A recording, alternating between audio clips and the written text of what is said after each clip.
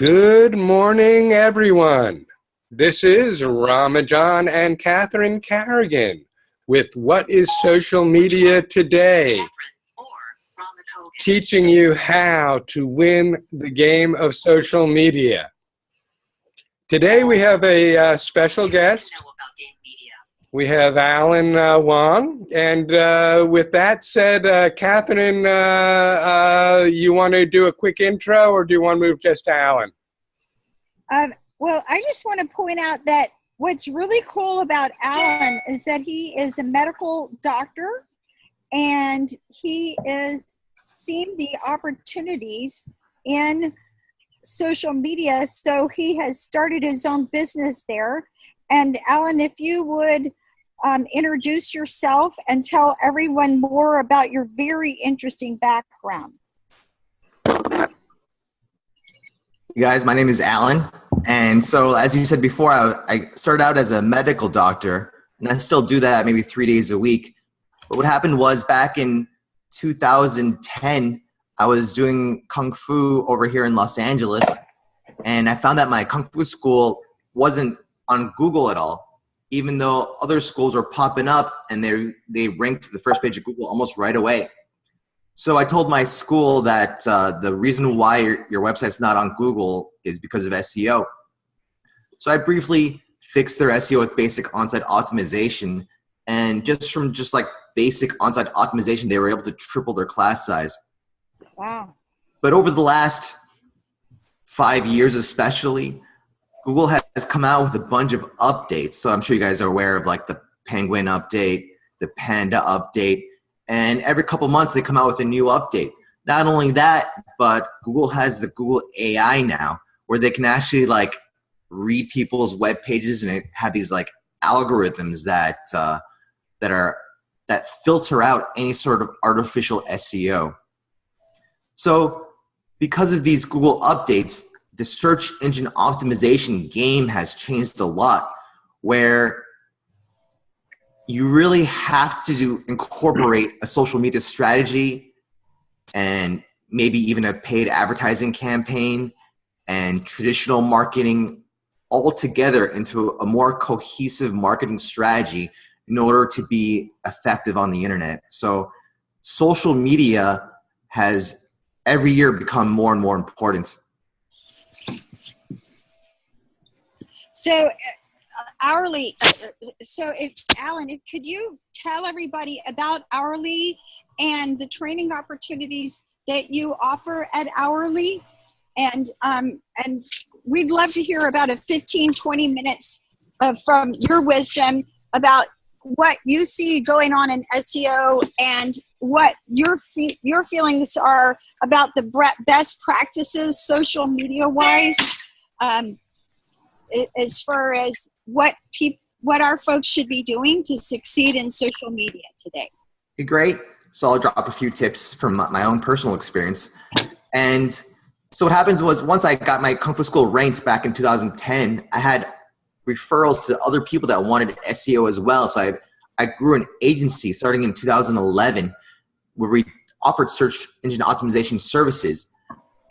And what I found was SEO alone is not enough to build a business or really just to do marketing. Nobody can do their marketing and business plan with just SEO alone. There's so many other factors involved, like web design, copywriting, social media, paid campaigns, landing pages. There's like even start with a good business plan. That's important as well. So there's so many factors into succeeding on an internet-based business that I pretty much had to learn all the other things as well in order to fix what people were doing in order to help them succeed in their business online.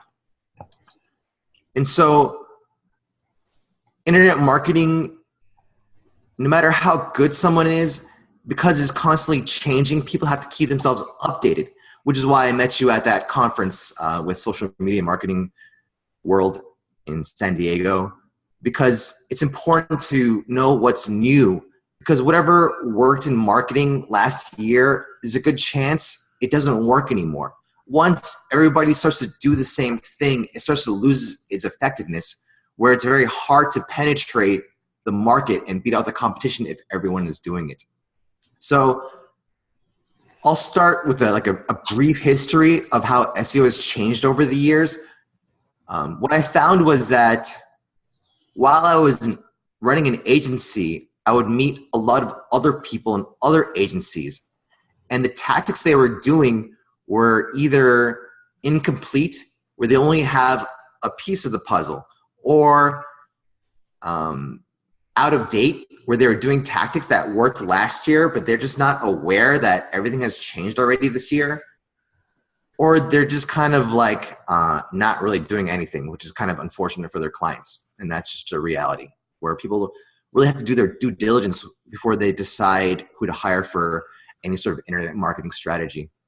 So what Orly.com is a way for people to get educated on the newest techniques and tactics in internet marketing, so that if they want to do it themselves, they can do it themselves. But also, even if they want to hire other people, at least they can get a broad sense about what it should look like and what they should be asking for from these companies, so they can check to make sure the work is actually being done.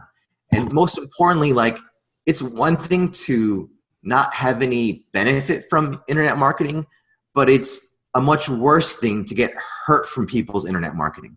So if the people you hire or the tactics you do are out of date, and more importantly, if they're breaking terms of service for social media platforms or for Google or Yahoo or Bing, then it can actually damage your reputation online. And you can actually get your account suspended from these platforms online, or even banned, which would set you back a lot. So let's talk about SEO and how it's changed over the last couple of years. So in the beginning, SEO was more of a game where the algorithm was very basic for Google. And you could do things like add keywords to your website, and then Google would read your website and just put you on the first page automatically. So for example, if you're a bakery in Los Angeles, you could just buy the domain losangelescakes.com and you would get to the first page of Google if anyone typed in Los Angeles cakes. So that's the old school strategy, and things have changed over the years. So let me start by explaining what SEO is, just for anyone that's new out there. So search engine optimization is getting your website to the first page of Google when your ideal customer or client types in a keyword phrase into the Google search box. So for example, if you're a bakery in Los Angeles, then if somebody types in Los Angeles bakery, you want to be on the front page potentially, because 80-90% of people never go past the first page of Google. So how do you get your website to the front page of Google, Bing, and Yahoo? That's done through SEO. So there's basically two parts to search engine optimization. One is your on-site optimization, and one is your backlink strategy. So let's start with on-site optimization. So the old school way to do it is what I just mentioned before, where you just type in keyword phrases in different places of your website, whether it's the domain name. So you would have like losangelesbakery.com. You would put Los Angeles Bakery in the meta title, the meta description, within the content of the website, within the alt tags of the pictures. So this is all like HTML coding. So like you can include the keyword phrase, for example, in like the title tag, which is like if you type Los Angeles Bakery into Google, the blue part, the title is the title tag. And then the little paragraph under each search result on the Google search results is like your meta description. So back in like maybe like 2005, you could just put keywords in the title and the description and potentially get to the front page. In 2017, that's all changed, where like getting the keyword phrase just placed in different places of your website, like the domain and the meta tag and the meta description, will not help you at all. And some people even feel like it penalizes you in some way.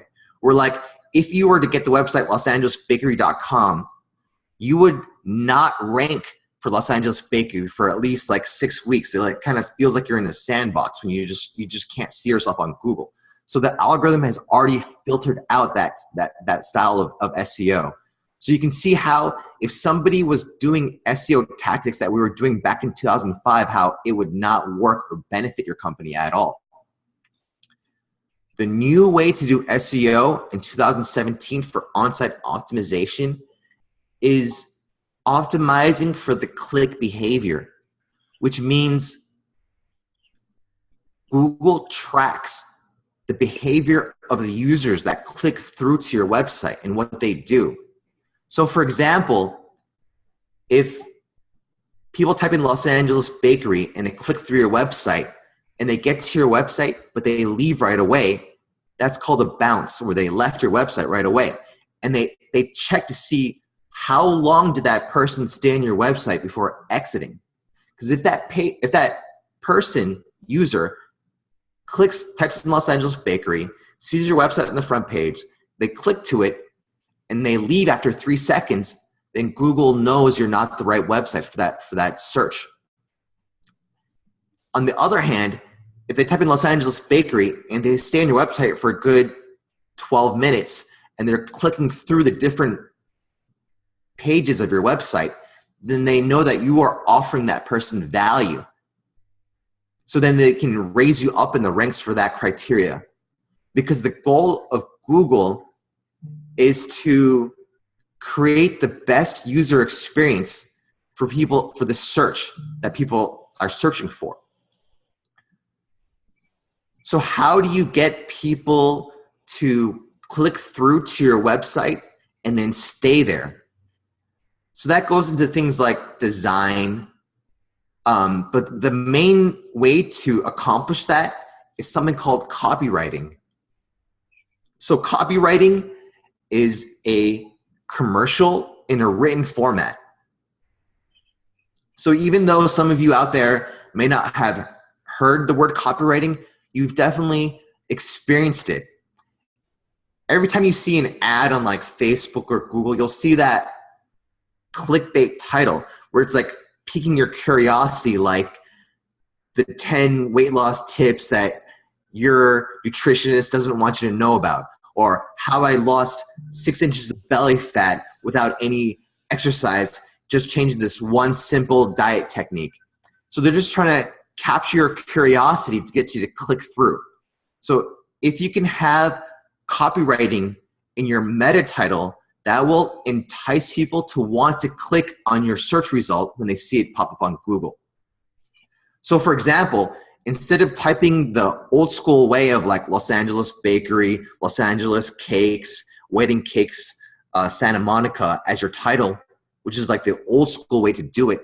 So if your SEO person is doing it that way, then you know that person is out of date and their tactics are obsolete.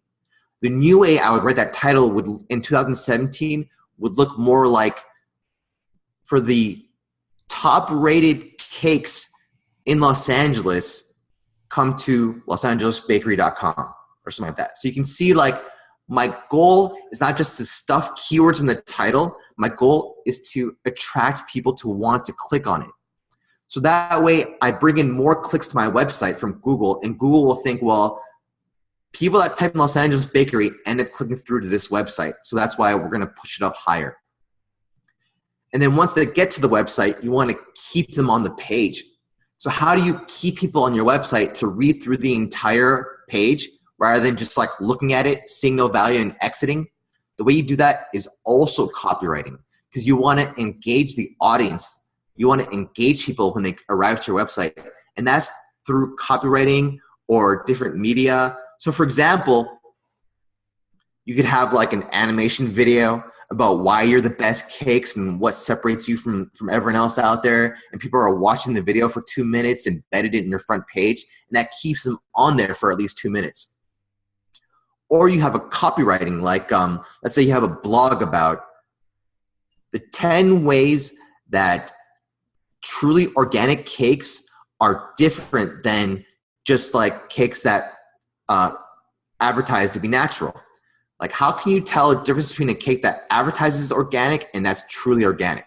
So somebody who's has that desire to find something that's truly organic or vegan or gluten-free, they would read that article from beginning to end because that article offers them value.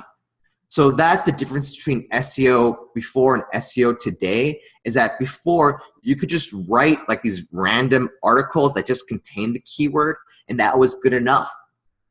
But now it's more about getting people to stay on the page, and that's done through offering people value. So you can see how that's changed.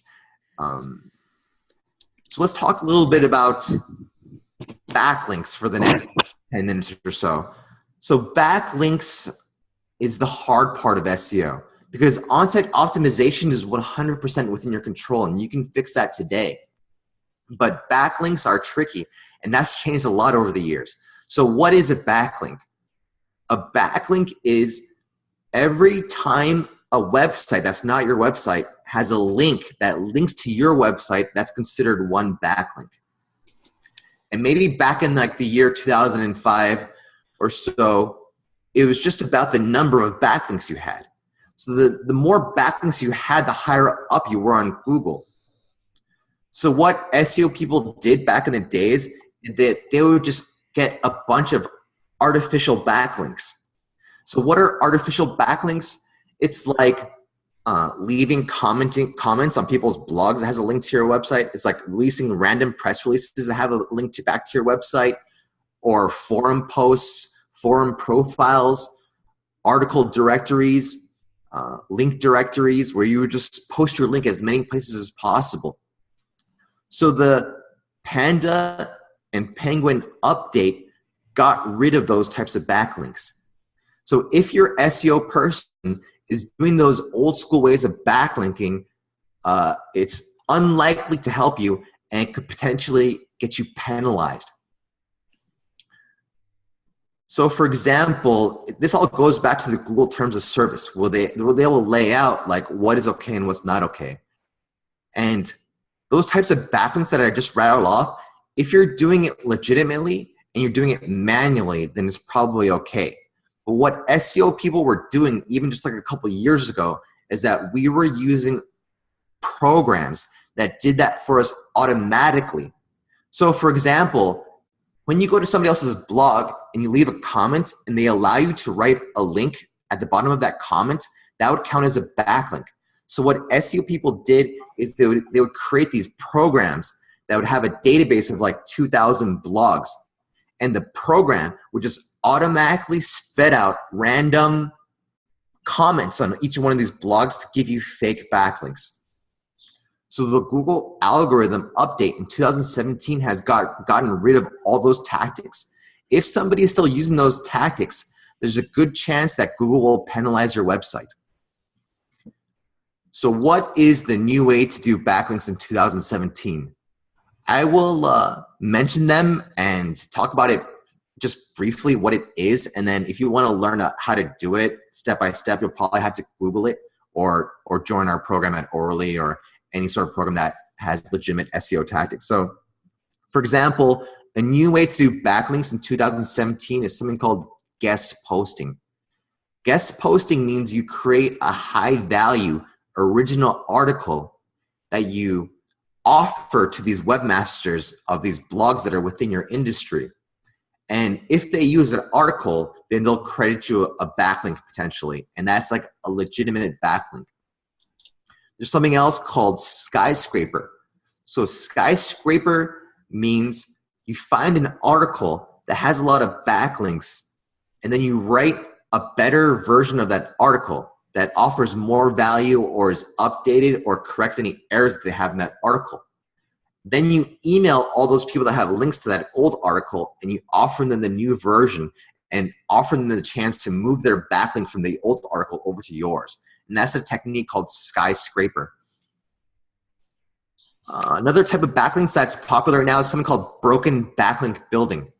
So for example, people have these resource pages where they have a bunch of backlinks in their resource page of their website. Some of those links are going to be broken, meaning they're linking to websites that don't exist anymore. So you can email the webmaster, you inform them that one of their backlinks is broken, and they can move that link over to your website instead because you offer something similar. So now you get a backlink that way as well. So how does this tie into social media? Social media helps with user engagement. Whereas if you can reach out to people on Twitter and Instagram and YouTube, and you put out content that's relevant for that platform, like let's say you're on YouTube and you put out a video about the importance of finding cakes that are truly gluten-free, and how to do that and what questions to ask.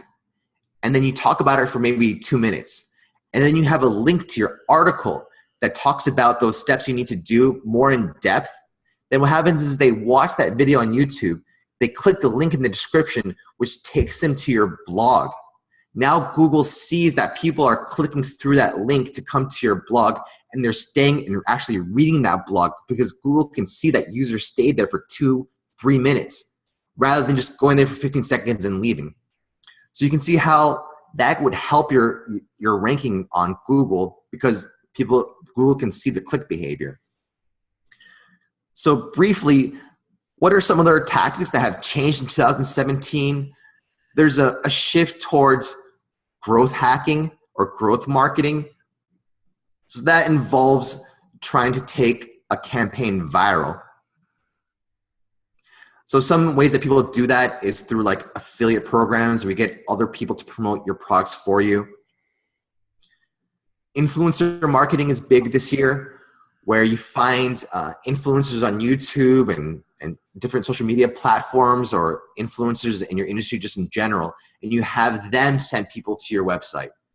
So for example, it's one thing if I talk about gluten-free cakes on YouTube, or if I get like a famous TV chef to promote my article on their YouTube channel, then now I have all their user base coming to my blog in mass amounts and reading my blog article, and that would help my SEO as well.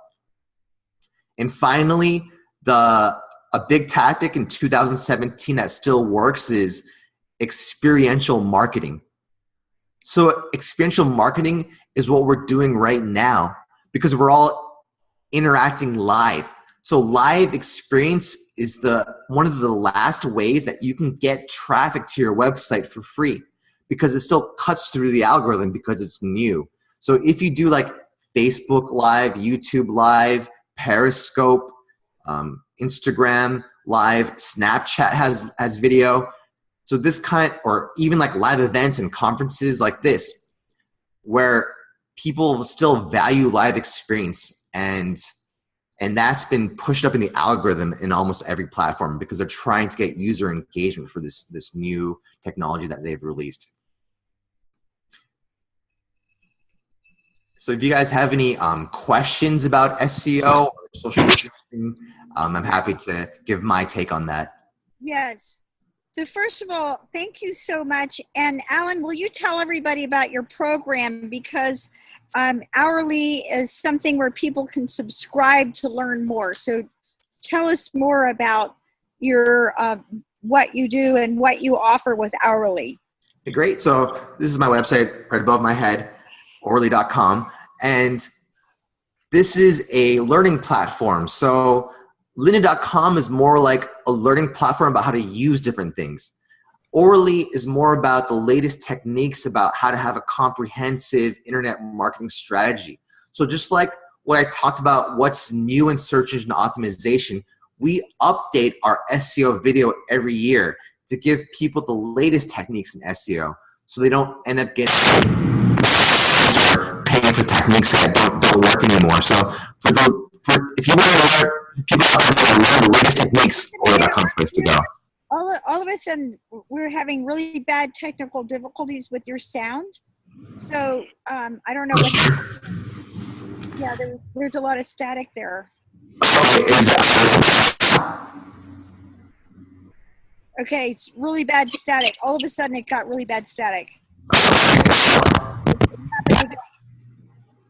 It's probably an internet connection or something. Yeah, Alan, why don't you log out and then log back in real quick, okay? Yeah, log back in. Yeah, we almost never have technical difficulties. Today it is, but Hey, things happen. I've got a couple of interesting questions. So, Catherine, when you're through, I'd like to get Alan's ear a little bit. yeah, perfect. That works great. Yeah. Yeah. Wow, this is real interesting, to hear about how Google is kind of driving the SEO a lot more than perhaps they were prior, but they seem like they've changed from a website-based SEO to a user-based SEO based on what people are using. Okay, Alan, try talking again. Hello? Oh, hold on, let me unmute you. Okay. Now we can't hear you. Can't hear anything. Oh yeah, just a bit. It's coming through. Okay, great. But can you turn the volume up? There you go. There you go. That's good. Perfect. All right, good. That worked out. Okay. Great. So tell us more about Hourly and what it is and why we all need to subscribe to Hourly. Okay, great. So this is O'Reilly.com, and we are a learning platform. So the difference between us and what's already out there is that we update our content regularly. So we actually update for example, our search engine optimization video every year. So our 2017 SEO video was released in January, and that's where we talk about skyscraper, guest posting, broken backlinks, growth hacking, influencer marketing, experiential marketing. So if you want the latest tactics and techniques in internet marketing, O'Reilly is the place to go. And we constantly update our tactics to explain what is actually working out there rather than just giving you the fundamentals. Because if you go to Barnes & Noble, that's what you're going to be getting, just like the basics. And we're affiliated with clickbank.com. And so when you join through us, you'll be joining through the ClickBank marketplace. If you're looking to become an affiliate for us, we do give a 50% commission. So that's done through clickbank.com as well. Great. Alan, I have a couple of questions based on what you've spoken about. And my first question is, okay, so if I post to social media, what we've been teaching is posting to social media and then providing a link to the rest of the blog or, going back to our website. Is that acceptable SEO type of activity? I mean, am I benefiting from that? Yes, you are benefiting, exactly. So that's the way I do it also. So I use Hootsuite and I syndicate my blog articles to all the major social media platforms. And so, for example, for YouTube, we put the link in the description and people click through that link. So now you're getting traffic to that blog article, which helps your SEO rankings. And then when that article offers them value and they stick on it and they actually read through the article, then their time that they spent on that page will increase as well, which also helps your SEO ranking as well. So that is the right technique. Typically on social media platforms, they give backlinks a tag called nofollow. So I'm glad you brought that up because social media backlinks are tagged with a nofollow tag for HTML. So nofollow is a HTML coding that's linked to that link, telling Google not to count it as a backlink. So it may not help you directly, but it won't hurt you either as well. And the reason why social media platforms use nofollow backlinks is because they don't want SEO people spamming their platforms with a bunch of random links. So it'll help you indirectly for your SEO by bringing people to your site. And that is probably the best practice that SEO people that are professionals use on social media. Thank you, Alan. Another question I have, and this is kind of just a restating what you said, I think. Sure. Okay. Now, you said that in the old days, you could benefit quite a bit from having your URL match your keyword, okay? Yeah. And what I got from your conversation is that nowadays you have to build your keyword into an enticing statement as the title in order to really gain two things. Number one, to gain the respect from Google, but also what I'm hearing is that through the enticing title, that's essentially how you get the click from the consumer to your website, and then that's if the article is a spot on like Catherine's are. People will actually spend the time, read through the article, and either go to another article after that or they're done. But from what I gather, what has changed now is that you have to build your keyword into an enticing title. Am I right there? That is 100% correct. That's exactly what the point I was trying to make, is that just putting the keyword phrases within the title or within the website URL is not going to benefit one anymore. I still do it for blog articles. Like I'll still include the keyword that I'm going after within the blog article title itself, so it shows up in the URL somewhere, and I still try to include some form of the keyword phrase within the title tag. So and then using copywriting to entice people to want to click is more about digging deep into your customers or ideal clients' psychology about what would they want to see, or how to pique their curiosity to want to click through to increase your traffic. So the traffic will increase your ranking in Google, and that is the goal of that.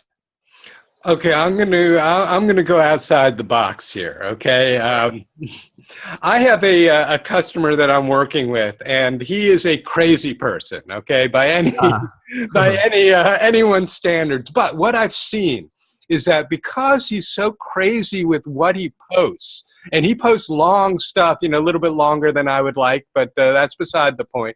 What I've seen is that through this craziness, he's got a lot of engagement, okay? He's got a lot of people looking at the posts he's making. So what I want to get to is, do my posts have to make any sense? I mean, can they be non sequiturs? And in doing so, I'm attracting attention because people say, what the heck is this person talking about? I mean, is that a viable strategy, assuming that buried in there, I do have my keywords, embedded somewhere in the strategy? 100% that would work. It's all depending on your audience. So if you understand your audience, and that is what they love and crave and enjoy, then you are delivering the content that they crave. And if they love non sequitur, that would be the way to do it. Especially when they say like one of the best ways to get shares, which is how people go viral with these blog articles, is to engage people's emotions. So the two emotions that create the most shares is either like humor or anger. Those are the two emotions that create the most shares for your blog. So, which is what we really want on platforms like Facebook and things like that. So if you can extrude those types of emotions, however you want to do it, that'd be the way to get yourself out there. Thank you, Alan. I got one more question, and then I'll start unmuting people and see what everyone else has to say. If I do a strategy that is successful on Google, is that also going to be successful for Yahoo search and Bing search? Oh yeah, 100%. If you're ranked number one on Google, it's almost like assume that you're going to be ranked number one on Yahoo and Bing as well. Okay, Alan, thank you very much for your insights. It's good for us to, see somebody that's got, kind of the guts of what we're talking about and kind of explaining how it all works. Catherine, do you have any other questions before I move to the group? Yes, I do. So basically, Alan, what you're really talking about, bottom line, is writing great headlines, correct?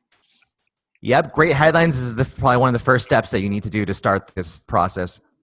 Okay, and folks, in the chat box, I'm going to be posting some cheat sheets on some great headlines. And this information is available on our forum. And then by copywriting, what you're really talking about is content like blogs, correct? Like you want to write stuff that people actually want to read. Exactly. And keeping Yep. their attention and getting to read through the entire article. Yep. Copywriting does that for people. Yep. So, okay. So by writing things that people want to read. Now, I'm going to ask a sort of outrageous question, which is if you wanted to advise any of our folks how to create viral content, what would you, how would it be written? Would it be video? What would you recommend? All of the above is okay. And it just goes back to creating that headline. Even if there's no, obviously, if you're writing a video, there's no headline involved except for maybe the title. It's all about piquing people's curiosity or emotion. And that gets people to click through from that initial engagement. So, for example, if I write something like the one diet tip that allowed me to lose 6 inches off my waist without exercise. Well, now people are going to click through just to see what I'm talking about, even if they're not even thinking that much about buying a diet program. Or you engage people's emotions like, you will not believe what this politician did the other day. And now you engage one side of the political spectrum who wants to be angry with you, and then you have the other side of the political spectrum that wants to defend that person. And so you're engaging people's emotions. Or it's why you see those memes that go viral as well. Like you see like a cat just chasing a red dot laser or something like that. It's just engage people's humor sense. So there's different ways to copyright with the headline. Okay, and if you're listening live or listening to the recording, and you're a member of our program, go to the forum and download, go to the subject matter about headlines, and I've got a bunch of cheat sheets about writing headlines, because like Alan said, you can spend hours writing the most brilliant blog, but if you don't write a good headline, nobody's going to read it. And David Ogilvy, I don't know if I said that right, a big advertising expert, said that 5 times as many people read the headline as read the body copy. Yep. So that's just really important. So doing that. And now about influencer marketing, can you give us some practical examples about how we could use influencer marketing in our work? So that is the new way that people market, because it cuts through the competition very quickly.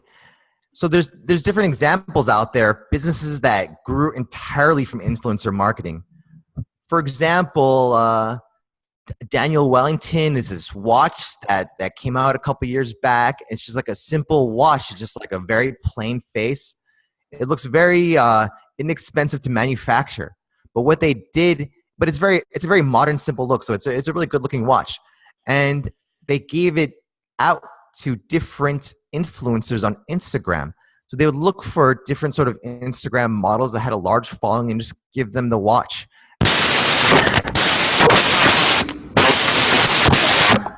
Alan, I apologize. We're having that sound problem again.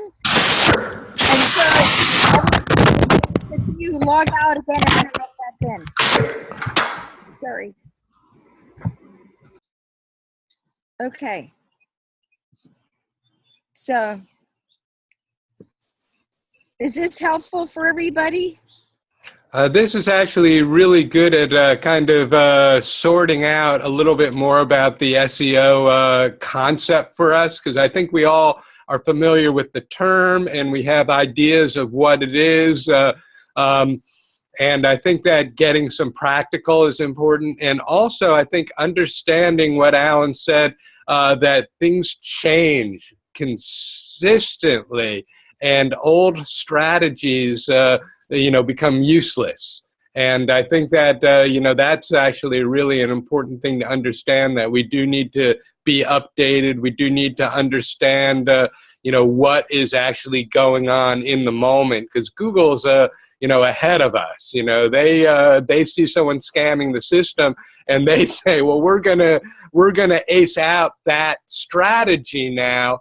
to make it more of a real user-based component. And to me, that's what I heard Alan say, is that now Google is really interested in the user experience and how to quantify that to allow us to rank better. And I get that. I mean, I can see that real clearly, that in the old days, you could just, put all this metadata keywords at the bottom of your page, and Google would say, oh, this website is addressing this, that, and the next thing, let's rank it high. But if nobody comes based on those keywords, and in addition to come, you have to stick there. You have to have content on your website or your social media site to give people that desire to click from one post to the next. Catherine, you're still on. I'm sorry. That's okay. So Alan's back, and he was in the middle of explaining. Sure. Thanks for bearing with us with the technical difficulties. That could be my side. So influencer marketing is about who are the influencers in your niche or your industry. So like, who are the celebrities? Who are the gurus? Who are the coaches? Who are the people that have the most followers, that are the audience that you want to become your customer? So here's another example, is like the protein shake industry. So let's say you sell protein shakes, whether it's for weightlifting or for weight loss, like meal replacement. So what a lot of these protein shake companies have been doing is looking for fitness coaches and fitness models on the various social media platforms and hiring them to endorse their protein shake. So you'll see like a lot of Instagram models and Instagram fitness models and a lot of Instagram fitness coaches promoting some sort of protein shake, whether they're getting the product for free or they're getting paid to promote that protein shake. The one thing to mention about that is that the FTC is cracking down. So this is not legal advice, but just as a tip, is that if you're going to use influencer marketing, those influencers are required to indicate that they're being paid for that endorsement. So for example, if a protein shake company hires a fitness model on Instagram to promote their protein shake, then that fitness model has to include the hashtag of ad. So it would be hashtag AD or hashtag sponsored to communicate to their audience that they're being paid for that advertisement. If they don't do that, then there could be some trouble involved, and people have been getting in trouble for not doing that. So Alan, also I tell everybody how much it costs to join hourly, and Sure. It's $1 for the first month, and then you would join through the ClickBank marketplace. So we don't see any of your credit card info or anything like that. And you can actually see every single video within our library. If you don't see value in everything in the videos that we offer, and you don't see any value in continuing to see our new releases of videos the next month, you can cancel and never get charged again. If you want to continue for the second month, then it'd be $37 every month following that. And I know I myself have been on lynda.com and learned some good things. What sort of wonderful courses that you have on hourly that you can tell our people about that they need to be signing up to learn from? Fantastic. So Lynda's a great company. I use that as well. And lynda.com is more about how to use things, like how to use Instagram, how to use YouTube, how to sign up for this, how to sign up for that, how to make a website. Orally is more about how to do marketing. So how to make money online. So we have courses on search engine optimization, obviously. We have one about Facebook Live, YouTube, Instagram, Twitter. We talk about how to develop a WordPress website. We talk about Facebook Live, and we talk about paid advertising. So we have courses on like Google pay-per-click, Facebook pay-per-click, and we come out with new videos every month about on what we think is hot right now. And we also include ways to make money. So we talk about affiliate marketing and how to make money online through that type of income as well. That's fabulous. Okay. And all right. So for people who blog, how often do you recommend that we blog? So that's another SEO strategy where Google loves websites that are updated frequently. So that's why you'll see new sites come out with new content like every couple of hours. So it just depends on how much time or how much money you have, because either you have to spend time to write the blog or you got to hire people to write it for you. And the more often you can update your blog with high quality original content, the better. So it just depends on how much time you have or how much money you want to spend. I would just say do the best you can and just keep at it regularly. So if all you have time to do it is once a week, then just do it once a week.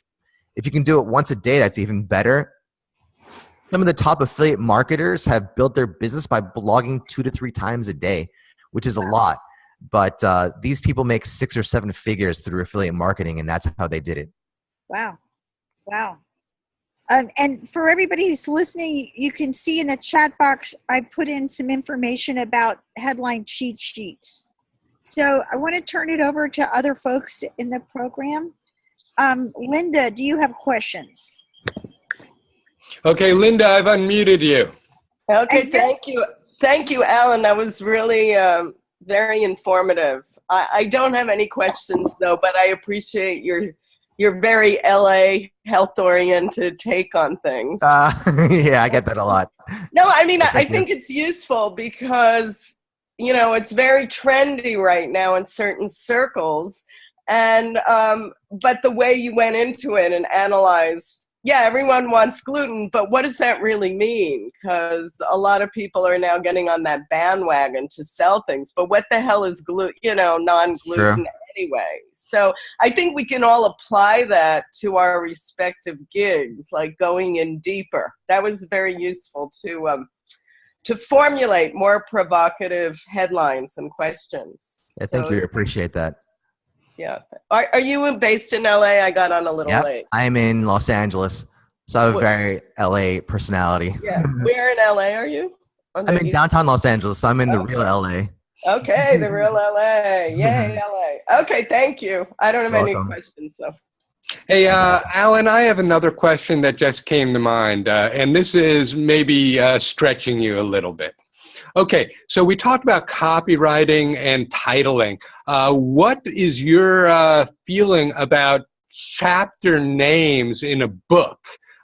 Should we be looking at the same approach? Should we look at copyright? I mean, a lot of times, you know, people choose cute titles for chapters, okay? But they don't have any keywords. They may be enticing, but should we be looking at the same strategy for maybe chapter titles as we are for, you know, blog titles? I think it's a good idea. I think the more you can captivate your audience and keep them curious to keep reading through, that it always helps, and it helps with your ranking, and it helps with people's reviews of any sort of books that you want to write.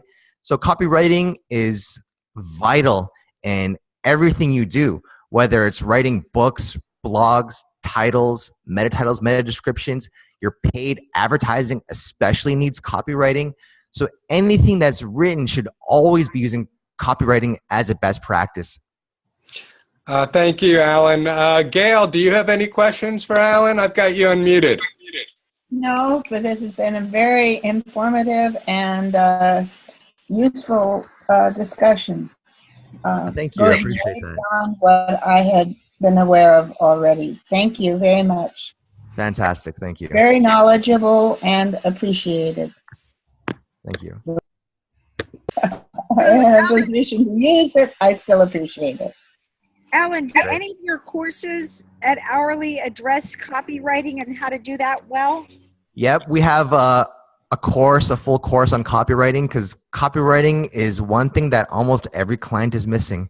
People definitely undervalue copywriting, but that was probably the single most important technique and tactic to actually make conversions and make sales is the copywriting.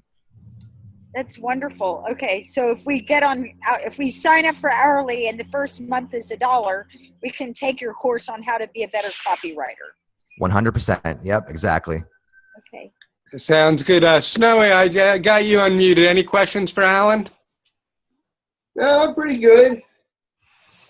It was great. I got a lot of information out of it. And Awesome. got a lot to figure out on the computers there. Yeah, it can get overwhelming very quickly. So one step at a time. Well, I want to thank Alan for coming on board today and teaching us about a lot of stuff, but mostly driving home the point that copywriting is critical in all of our titling and all of our writing. And this is what we've been teaching essentially, but we haven't said it the same way. So it is really helpful for us to have somebody say it the way you've said it and explained what you really mean and why. Okay, so I appreciate that. I got a huge amount out of just a few words that you gave us.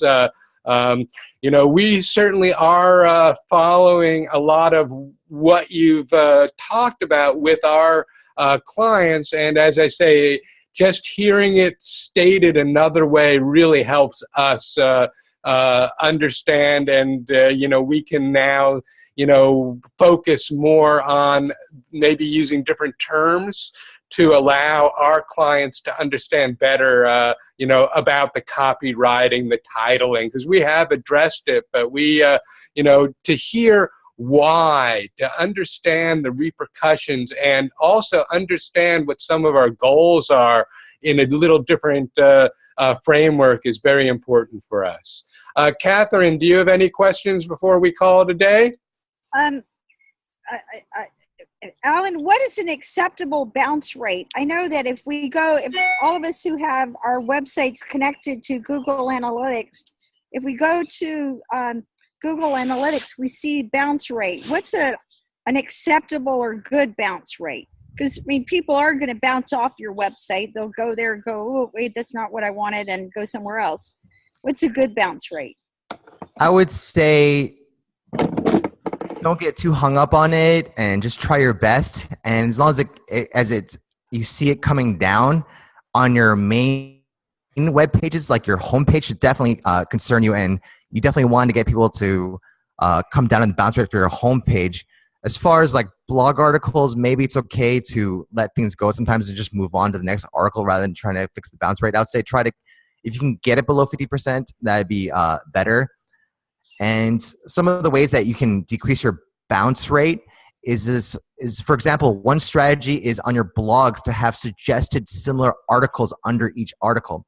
So there's different plugins that do that for you. So a lot of times when you go to these like viral article websites, as soon as you finish the article, at the bottom it has like 5 different titles of like similar articles within their blog that it suggests to you.